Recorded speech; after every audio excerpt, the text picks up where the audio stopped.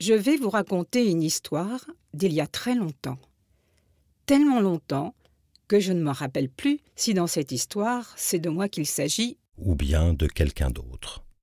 J'ai eu une vie très longue. J'ai habité dans des pays tellement lointains qu'un jour, j'ai même oublié la langue que ma mère m'avait apprise.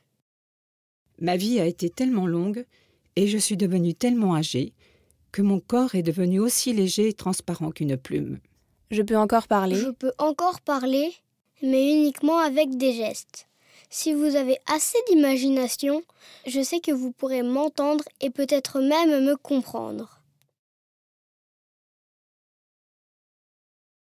Alors je commence. Dans l'histoire que je vais raconter, les mots ont failli avoir des conséquences catastrophiques sur la vie d'une très jeune fille.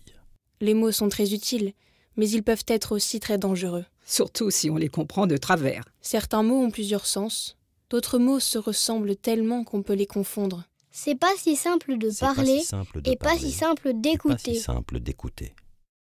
Quand elle était encore presque une enfant, une très jeune fille qui avait beaucoup d'imagination avait connu un très grand malheur. Un malheur qui heureusement n'arrive que très rarement aux enfants. Un jour, la mère de cette très jeune fille était tombée très malade, atteinte d'une maladie mortelle. Elle ne sortait plus de sa chambre. Elle parlait d'une voix faible, tellement faible qu'on avait du mal à comprendre ce qu'elle disait. On devait sans arrêt la faire répéter.